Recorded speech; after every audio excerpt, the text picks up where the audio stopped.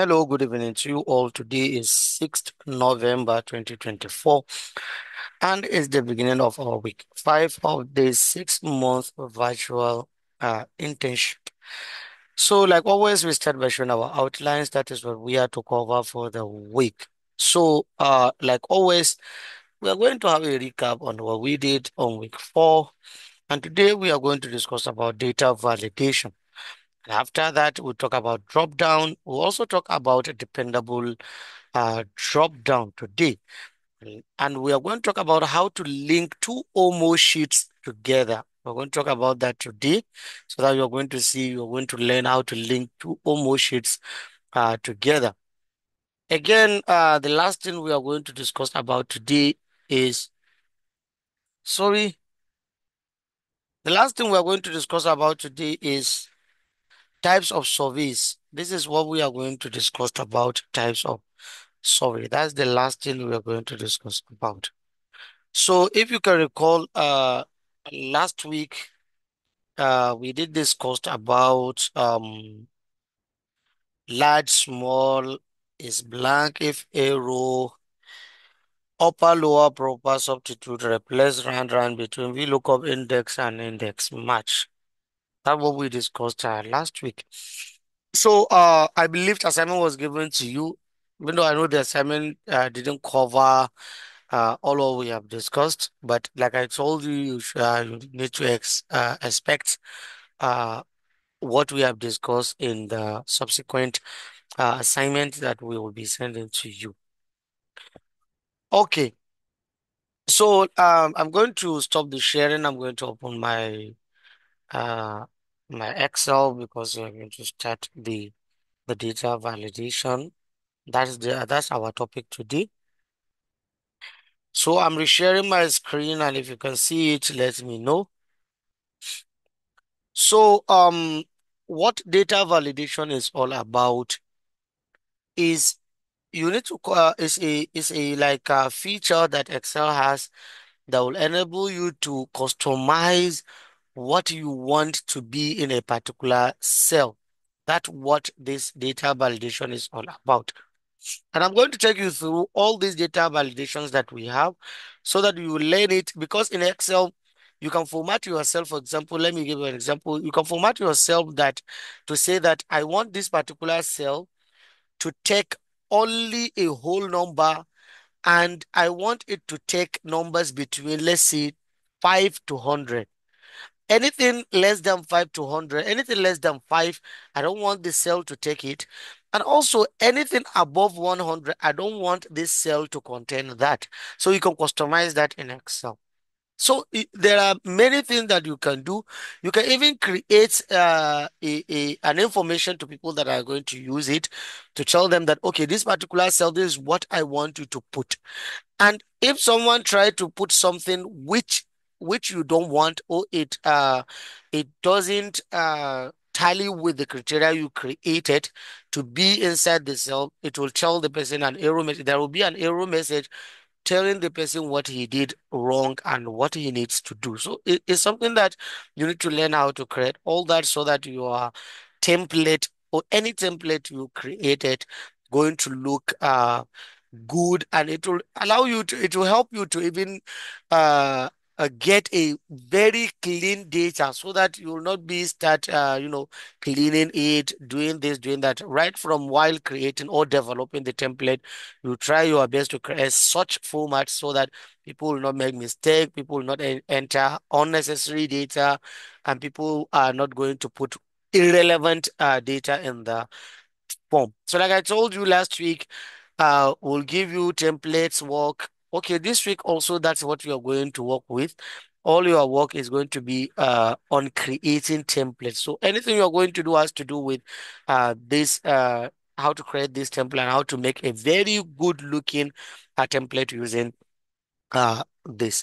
So let's go and start working with this what do we call it, this data validation, to see how to work with it. Okay. So first of all, if you want to work with it, for example, I'm taking this, understand where my cursor is. I'm taking this B2. Let's say I'm on this B2. So you need to go over data. Just go to data. So from this data, you're going to come here. You see this text to column. When you come here, you will see this. Just click this drop down, or you click on this. You'll see data validation here. Just click on the data validation. So first of all, what I want to show you is that by default, all Excel cells has this any value. That means they contain any value in them by default. That's what it is. So that's why you see this any value. But there are a list of things that you can do with all this to create that customization across all the cells that you want. So first of all, let's start with this whole number that I gave you the example of. You can create a whole number telling the people or telling the cell in the Excel that these are the only numbers that I want you to take. For example, like I told you, between 5 to 100. So I selected between. Don't forget, don't worry, I'll come back and explain all this, but I just leave it as between. So between 5, that is the minimum, and 100, that is the maximum. That's the number that I want this particular cell to take. Any number apart from this 5 and 100, I don't want the cell to take that number. So let me click OK, and you will see what will happen. So now if I come back to this, if I try to put 6, of course it will work. I put 6 and I press enter, of course it work. If I try to put 99, it will work. If I put 100, it will work. But let me put 4, because 4 is less than 5. So let me put 4, and you will see arrow. You see there is arrow because it's telling us that this value doesn't match the data validation restrictions defined for this cell. So it means now I defined a restriction within the cell. So anybody who try to put anything less than the minimum value I put, the cell will not take that figure. So if I try to put 101, it will also it will not take that 101. Why? Because the maximum value that I want the cell to take is what? 100. So the minimum value is 5, the maximum is 100. That means anything less than 5 or anything above 100, the cell will not accommodate that. So if you're creating a template, for example, you want to take maybe age, or you want to take height, or you want to take anything that is numeric, you can create this validation in within such a range of cells, so that anybody that try to put something which doesn't tally with these restrictions, or which doesn't tally with the validation you created, it will not capture that. It will ask the person to retry, that is to retry to put something else, or else it will not take the data from the person filling the form. So please, you should take note on this. So let me put 88 and it will pick it. So this is what this whole number did. Let me click it back. This is what this whole number is. And take note, even if we are trying to put, even if we are putting something between 5 and 100, once it is not a whole number, the cell will not take it. Understand this. Whole number is number that it comes in whole without decimal places. Now, if I try to put 10.5, it will not pick it. Why? Because 10.5 is not a whole number. But if I put 11, it will definitely take, it takes 11. So the cell only takes whole number, and this whole number must be between 5 and 100. So maybe I can ask you, for example, okay, the age of the people that we want them to fill this particular form should be between 17 to 25 years. So anybody who comes and try to put his age, maybe 30 or 26 or 16, the cell he can't put that. There is no way he can put that. So the cell will not allow him to do that. The Excel will not allow him to do that. He will be restricted. So like I told you, this a better way for you to have a clean data. A better way for you to have a clean data. Even if you create this value and give it to people to fill, don't worry, they cannot fill something that you don't want. They must fill what you want them to fill. So this is number one thing related to this whole number. So again, apart from this between, that is the data that we want between this and this. Apart from this, we have not between. So not between is the opposite of this. We have equal to. For example, if I put equal to, any value that they are going to put, Okay, this not between I told you is just opposite of this. That means I can put less than 5 and I can put above what? Above 100. But I cannot put between 5 to 100. So that's what this not between is all about. So you know it's just the opposite of this. So this equal to whatever I'm going to put in these cells must be equal to any value that I put here. For example, if I say 18 and I put okay, anything that is not 18, it will not take it. Anything that is not 18. So if I put 17, it will not take it. If I put 19, it will not take it. If I put 18, it will take it because that's the only value that this cell will take, which is 18. I just asked it to take the number 18. So please understand this, to take the number 18. Okay, that's what equal to is all about. So we have this not equal to, which is the opposite of equal to. So if I put 18, anything, anything that is not 18, it will take that. Anything that is not 18. Sometimes if you want, for example, you can put anything greater. If you want to create maybe greater than 18, I just tried to show you that. If you want to put anything greater than 18, what you need is what? Is for you to create that not between. But let me see, because I think Excel can take this. Okay, so not take it. So definitely you cannot put that because we have this greater than on its own. So not equal to, we have greater than. So if you want greater than 18, now you can put 18. So anything greater than 18, it will take it. For example, if I put 19, it will take 19. If I put 18, it will not take 18. Why? Because 18 is not greater than 18. So understand that. If I put anything less than 18, it will not pick it. But if I put greater than 18, it will definitely take that. So I have greater than and I have less than. So we have less than 18. And we also have greater than or equals to 18. So we also have greater than or equals to 18. So that's it that we have. So we have less than also or equals to whatever you want to put. You can go ahead and put that. So this is what this whole number is all about. This is what this whole number is all about. So let's continue and move to decimal. So decimal is just like this whole number, but this one is for, the numbers with decimal, values. That is 10.2, 10.1, not whole numbers. So that's the only difference between them. That's the only difference. So you take note on that. So for the list, I will come back and talk to the about this list when we are to discuss about the, you know, what did I call it? When we are going to discuss about the drop down, I'll talk about the list. So for the date also, you can create the range of the date that you want within a particular cell. So let me bring back the between. So I can put the between. For example, I can say first 2000. That's the maybe range of date of birth that I want to take maybe from people. First 2000 to 31st. Okay.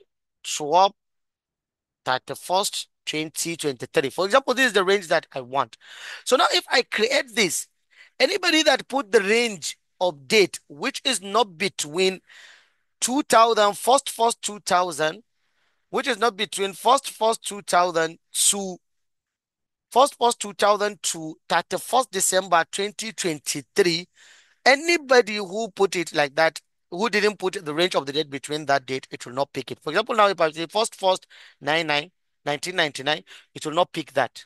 If I put, for example, February 23, 2005, it will definitely pick that.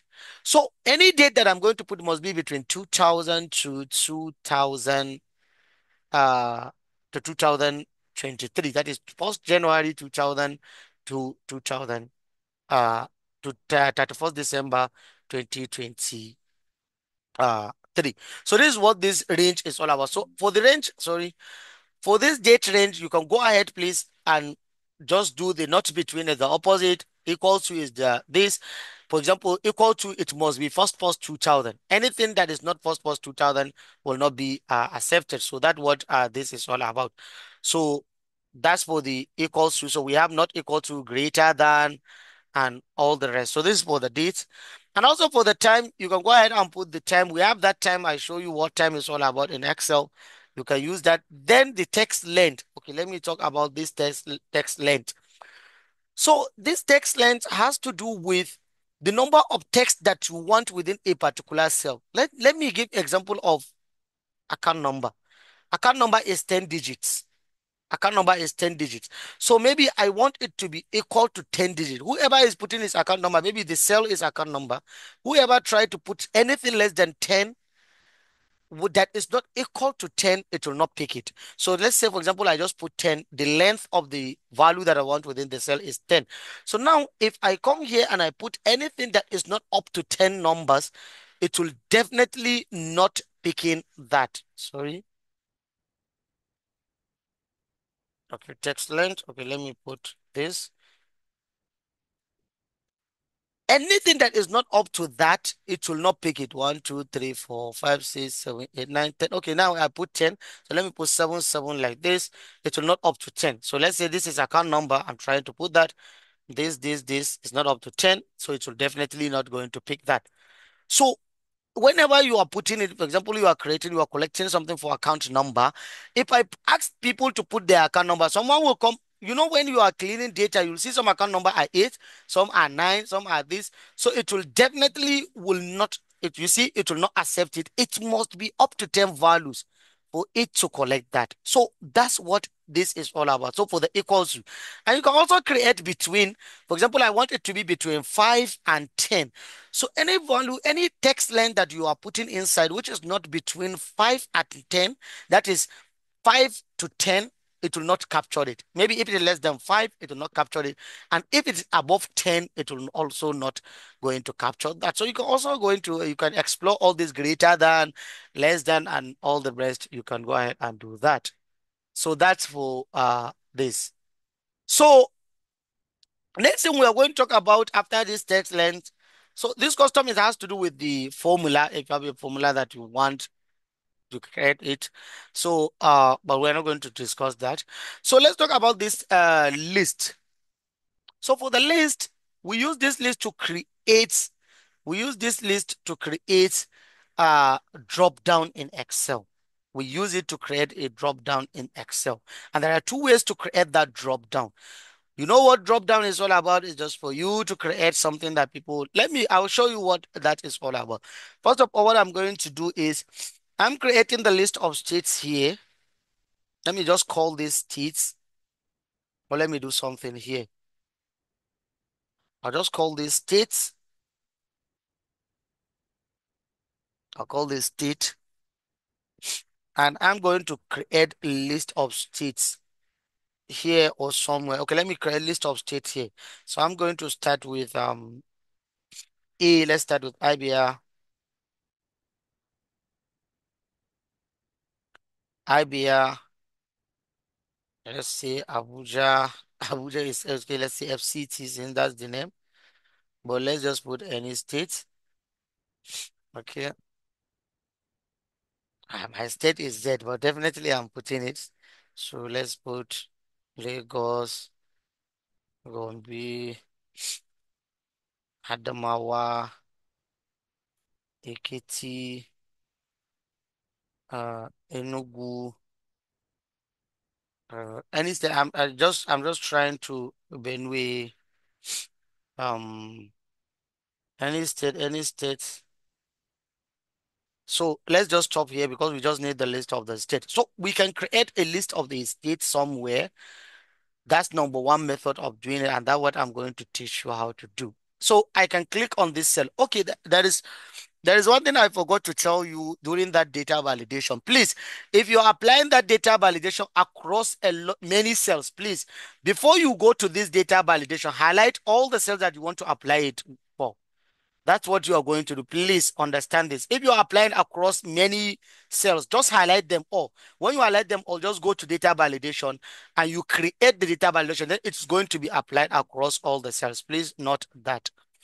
That's all what I want to add for you. So for this, what I'm going to do is just, I click on this B2, then you go to this data validation like we did, then you click on list. So under this source, the first method that I'm going to show you is under this source, you can just select this, highlight this, just click on it first and select this. When you select it and you click OK, So immediately you click, okay, this is what we just created. Look at it now. We have a drop down now here. You see, I can select any state that I want. You see, I can select any state. I can do whatever I want here. So now what what this what this did is, now we don't want people to write the state by themselves. What we want them to do is to pick from the list of the states that we have. So that somebody will not, many people will come, and if you ask them to write their state, someone will write Zamfara, someone will write Zamfara Z small letter, someone Z capital letter, someone in, anybody will try to write all what he wants in his own words. So if you ask people to even put their qualification, someone will put BSc, someone will put degree, someone will put graduate. Someone will put anything. There are lots of, inputs that you are going to have.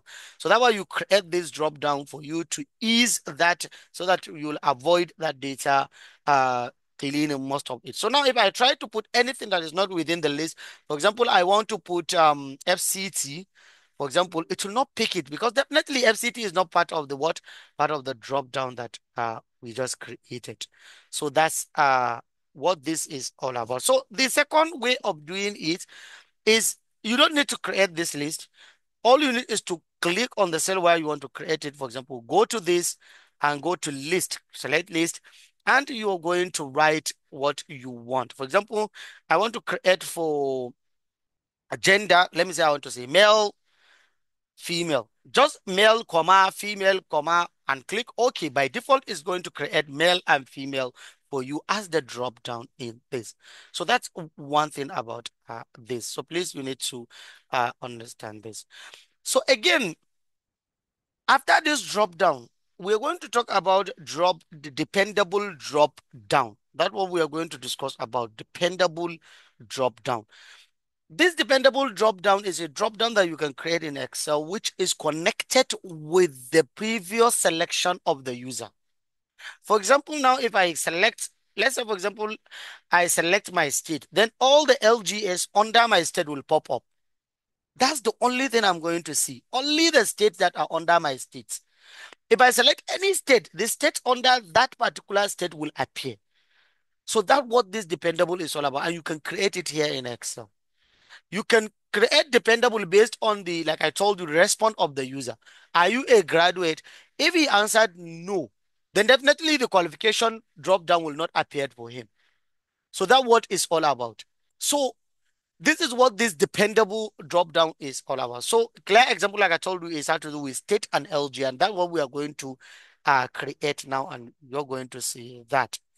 So I'll come here, for example, I will say states LGA. That's what I'm going to do. So I need LGS to be dependable on the states. So for the states, let's say I'm creating two states. I just want to create two states so that you'll understand it much better. And when you will need to create more, go ahead and do that, because dependable is not the way this is. If I say I'm going to create dependable on all these states that we listed, about 9 of them is going to take us much time. So I'm going to say Zamfara, Sokoto. That's the two states. Let's practice this. So we have these two states, Zamfara and Sokoto. So I want to create dependable drop down here. Based on the selection of user, we need to see the local government related to the state that the user selected. That's what we want. Okay.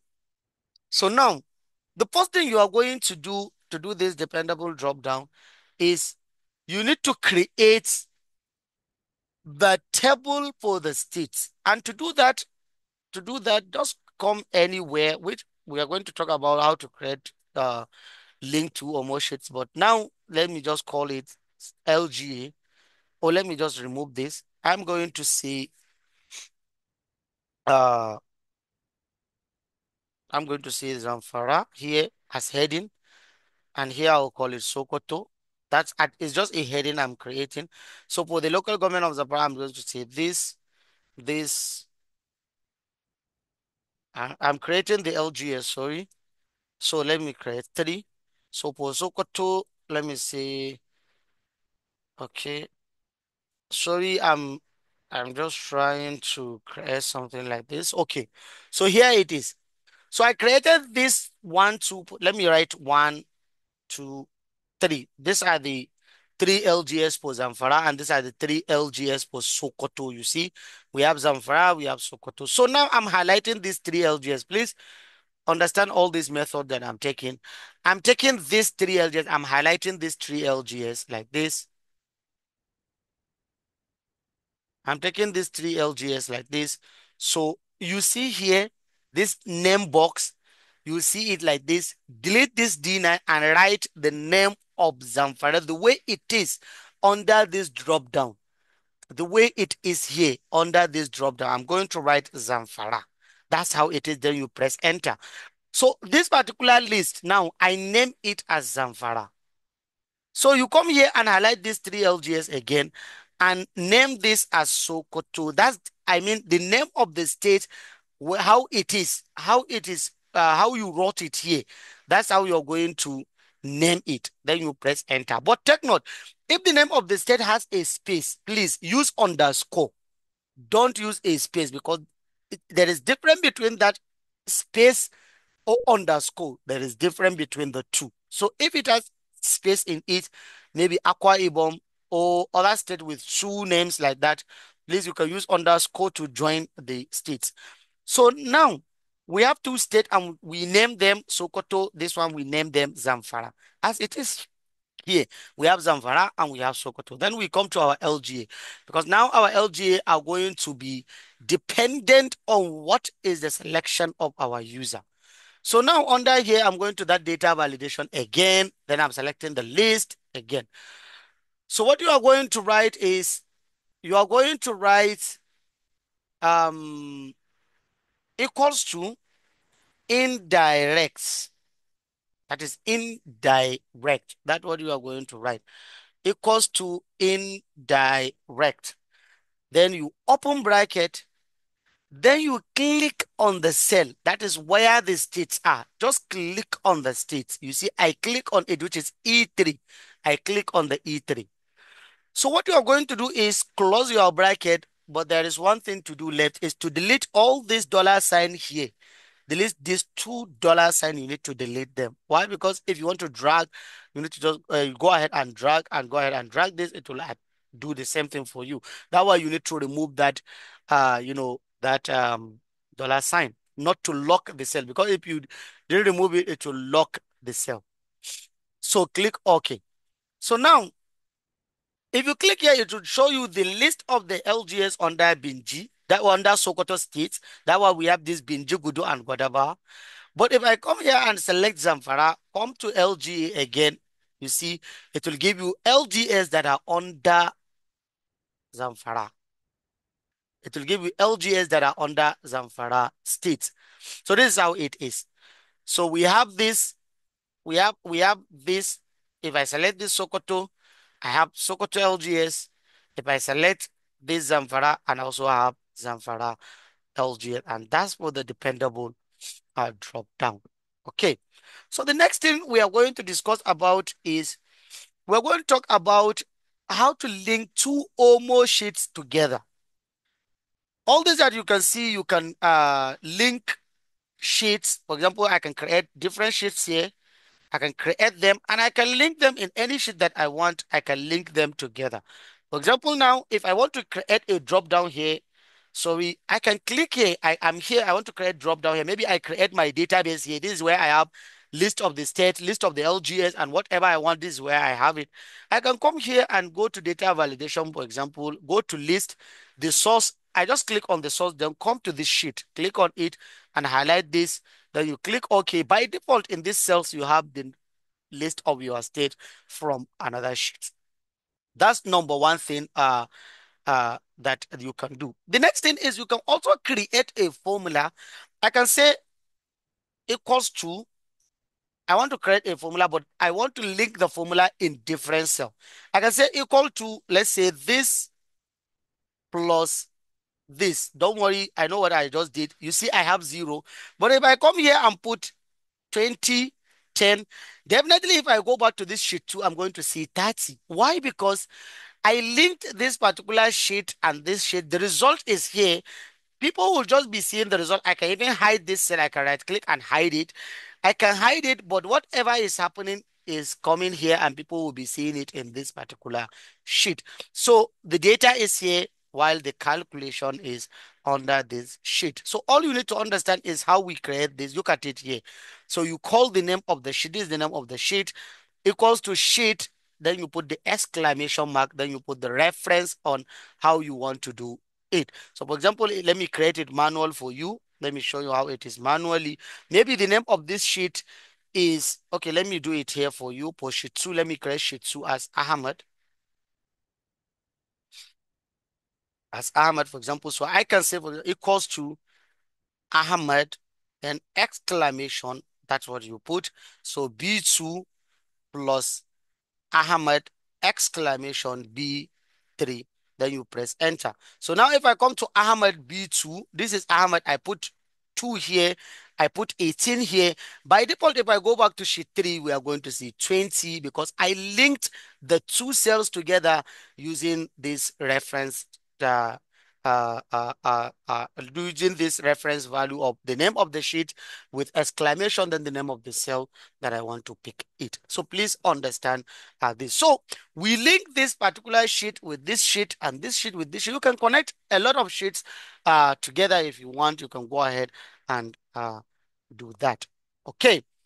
So the next thing we are going to discuss about, I don't want to rush it. I don't want to rush it because after this linking this two sheet, what we are going to discuss about, we are going to talk about types of service.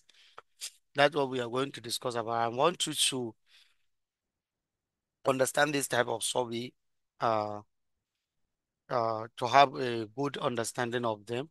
So what we are going to do, I think, is but let's continue. Let's go back to our slides. Let's go back to our slide. Let's go back to our slide. Sorry, I'm sharing my screen. If you can see my screen, please let me know. Okay, we are going to discuss about types of service. That's what we are going to discuss about today. Because next week, we're going to develop all the tools you need for the survey. So today you need to understand what are the types of surveys that we have. If you can recall, we did data collection methodologies. You know that. So this surveys has to do with the type of survey you are conducting or you are about to conduct. That's what this is all about. So there are different surveys that we have. Whenever there is a survey, there's reason behind the survey and there is reason why you are conducting the survey, and the survey has its own name. So you can have the name of the survey and you can take any methodology that we want to conduct the particular survey. You can use any methodology, but that survey, you need to know what that survey is all about and why are we conducting this surveys. And any survey we are conducting, we are doing it because we want to make an informed decision based on the data related to the survey. So that's what it's all about. So the first survey that we have, which we are going to discuss, is baseline survey. Or they call it, sometimes you can hear them, they call it baseline assessment or baseline survey. Why this baseline survey? Why are they doing, or why do you need to conduct this baseline survey? So whenever there is a project, whenever there is a program, you conduct a baseline survey in order for you to access or to know the current situation of a particular location before the implementation. That's what this particular baseline survey is all about. For you to know the current situation of a particular location before the implementation. That is before the implementation of that particular project or that particular program. It's like a pre-test. Whenever you are conducting maybe a training, you conduct a pre-test. So that's what baseline survey is all about. For you to access what is going on, what is the current situation of that people or of that location or of that community before we conduct our program or before we implement our activity. That's why you need this baseline survey. So it's like an eye opener for you so that you will know what the people are all about. You will know what is going on within the location. You will know the current situation you found the location. So that's what this baseline survey is all about. So you will find a lot of NGOs that are exploring different, what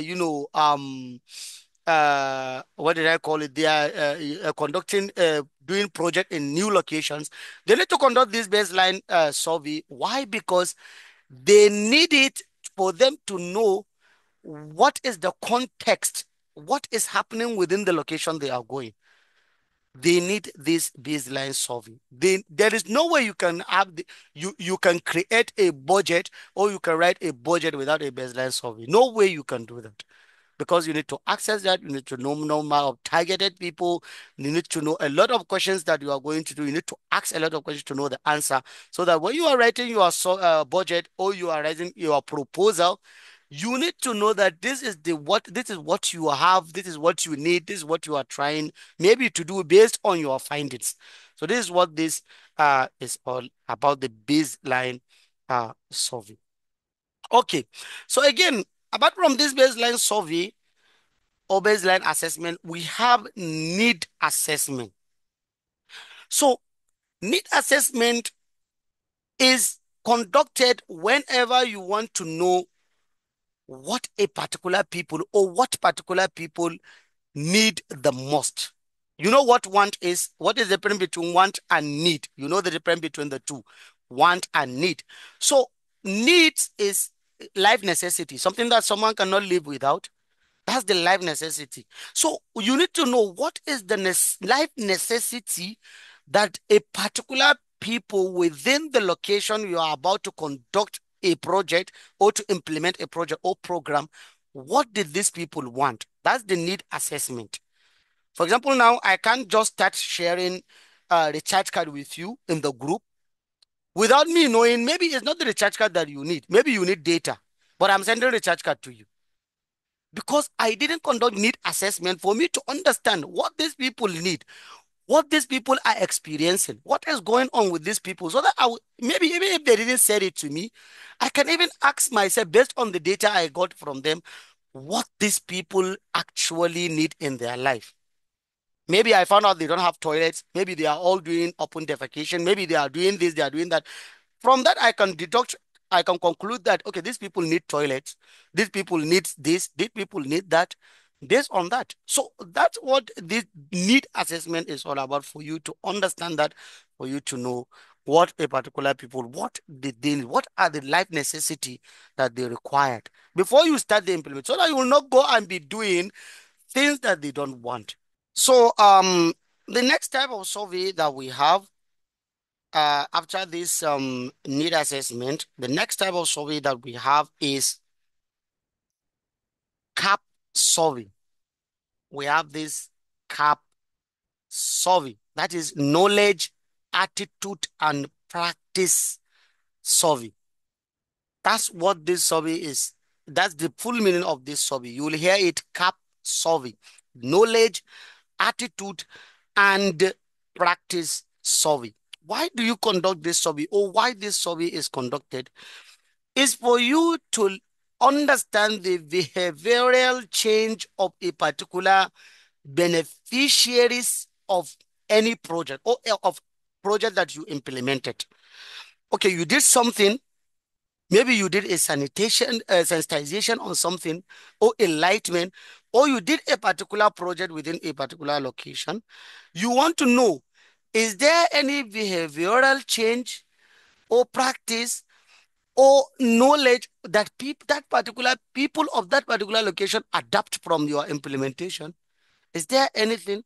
Or they didn't learn from they didn't learn anything, or their life is still the same. Maybe like I said, they are all doing open defecation whenever they need to ease themselves. They just go out and do it anyhow, anywhere. So even after you sensitize them on, sanitation and whatever, you do all the hygiene promotion activities with them and whatever, you conduct this and to ask them, even if after you build toilets and whatever for them, you ask them, maybe you conduct this survey to see, is there any change in them? When you ask them if they want to ease themselves, Are they doing it openly, or they are just doing it anyhow the way they used to?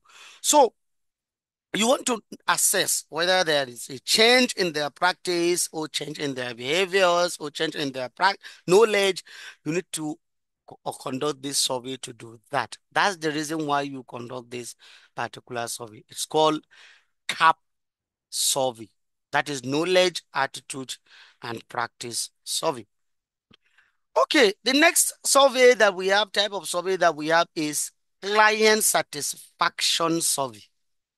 Client satisfaction survey. So after implementation of a particular activity, you conduct this client satisfaction survey to know the impact and to know to hear the feedback of the people, or the satisfaction, or how satisfied the beneficiaries of that activities are. You want to know.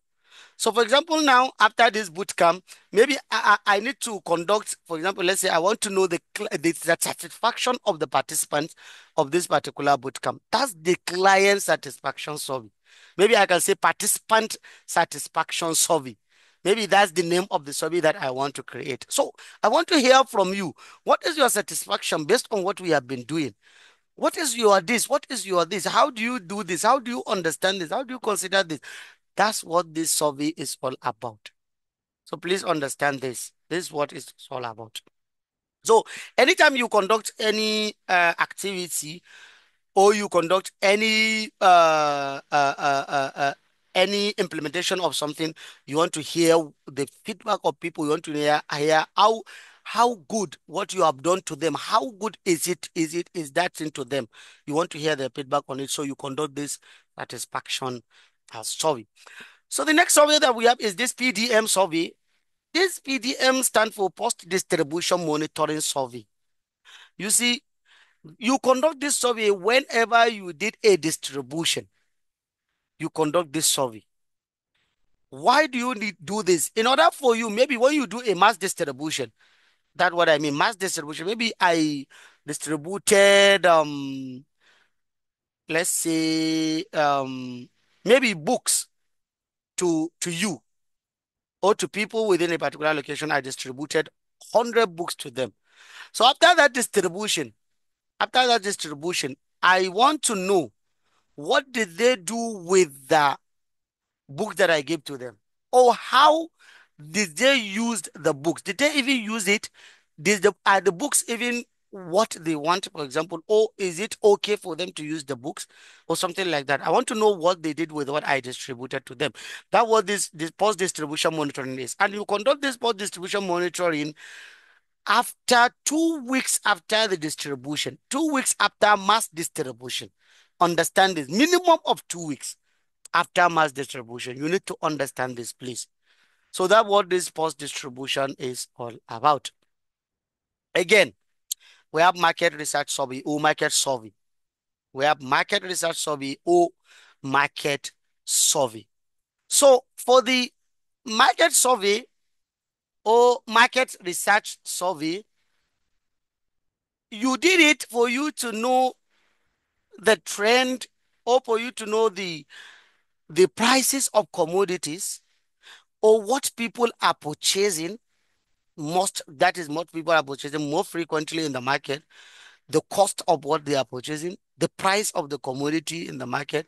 That what this market survey is all about. It all has to do with the monitoring of the commodities, the goods, and whatever. That what this is all about. A lot of other million angels that are doing this cash transfer and all these multipurpose cash transfer, they use this market survey when they want to distribute money to people to give them maybe the equivalent of what they have uh, uh, got and the rest. So that's what this market survey is all about. Okay, the next thing is exit survey. This exit survey, you conduct this survey to the people that enjoyed a particular program after the implementation, or they want to leave a particular program before finish up the implementation, before you finish the implementation. That's what it's all about, this exit survey. So, for example, uh, I'm teaching you now.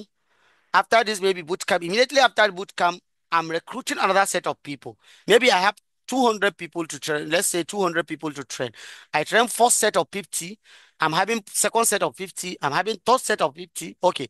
So whenever the first set of 50 are graduating, I'm conducting this exit survey for them to hear from them, to know about them.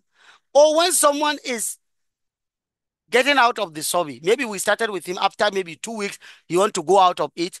We will conduct this particular survey. There is a questionnaire for that, to ask him why is he leaving it, or what are the things he maybe want to say. That there are a lot of questions that you need to ask. Don't worry, next week we will talk about how to develop all these questions, how to ask, how to do a lot of things. In that next week we will do that. So, but you need to understand why we need all these surveys and why we are conducting this survey. So exit survey, you conduct it on that people that are drawing out of a particular program, or people that are or people that are uh, that finished a particular program. So that's how this survey, why this survey is conducted. So the last survey we are going to talk about is the end line survey. We're going to talk about end line survey. So there is end line survey. So end line survey is the opposite of baseline survey, because you conduct it to access the current situation of a particular location after the implementation. So you conduct a particular project within a location or state. You are done with the program. Maybe that's the end of your grant. Maybe you are done. You need to pack your things and leave. So you want to conduct that particular end line survey to see, to evaluate the impact of what you have done to that community. That's the end line survey. So you compare the data of end line survey with the what?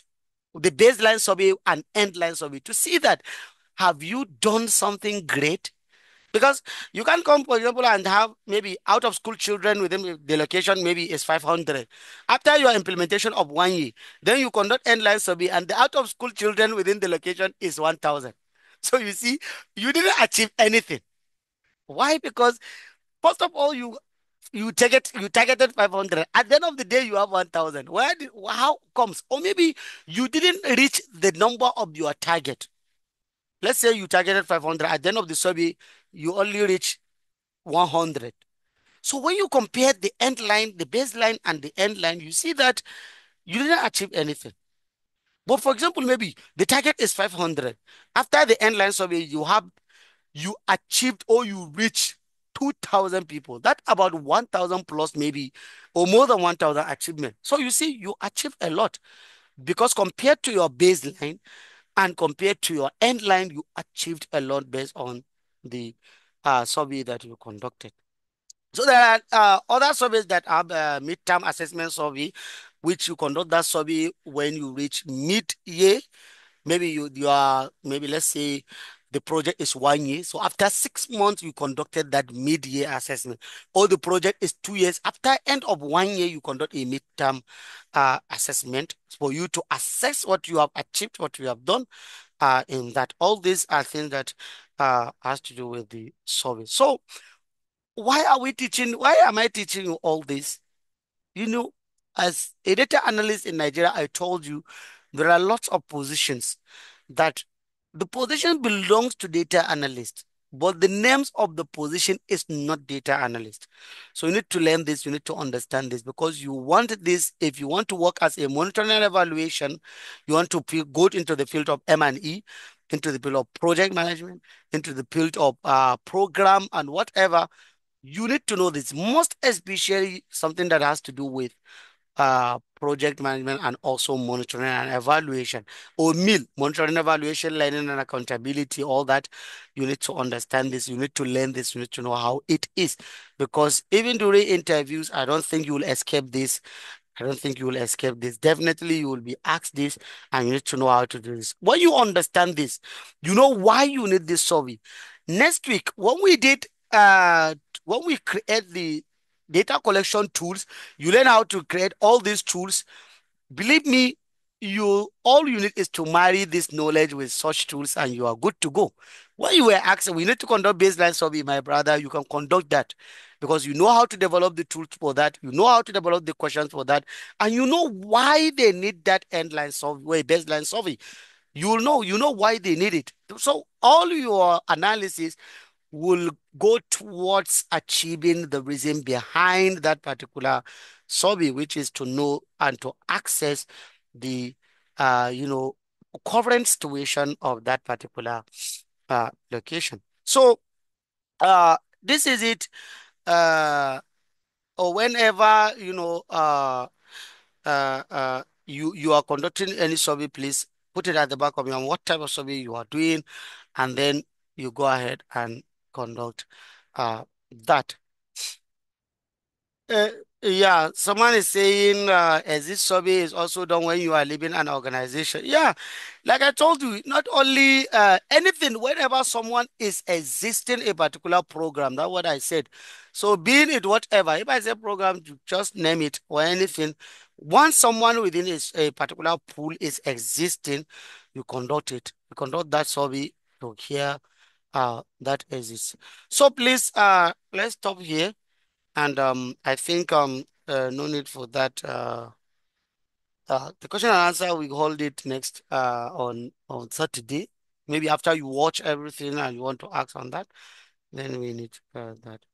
Someone say cap survey. Okay, I say cap survey. We conduct it so to access the behavioral change of a particular people or beneficiaries of a particular activity or program. So you conduct that cap survey for that. That is knowledge, attitude, and practice survey. That's what the cap survey is all about.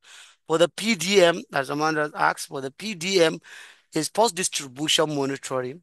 Is post distribution monitoring. We conduct it after mass distribution.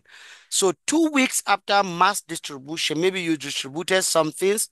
It can be anything. You just conduct a distribution within a location. So you want to know the impact of what is you distributed to them. What did they did with it? Did they use it or did they sell it? What did it, benefit them? Is it good for you to keep giving them that and the rest? All that what the what distribution is all about for you to assess that. And you did it 2 weeks, minimum of 2 weeks after, you know, after the distribution, 2 weeks after the mass distribution. It can be more than the 2 weeks, but you can do it 2 weeks after the distribution. That means the expectation is after 2 weeks, all what you have shared or what you distributed have been used by the clients or by the beneficiaries. That's why you are asking them to access the impact of what you have distributed to them. So that what okay. The PDM is post distribution monitoring, and CAP survey is the knowledge, attitude, and practice survey. So thank you so much for being here. I think we can call it a day, and see you. Is it next week or on Saturday? Yeah, we meet on Saturday, and we discussed that. So your assignment will be on its way today or tonight or tomorrow morning. And of course, you will see it to you. So thank you so much and have a nice dream. Bye-bye.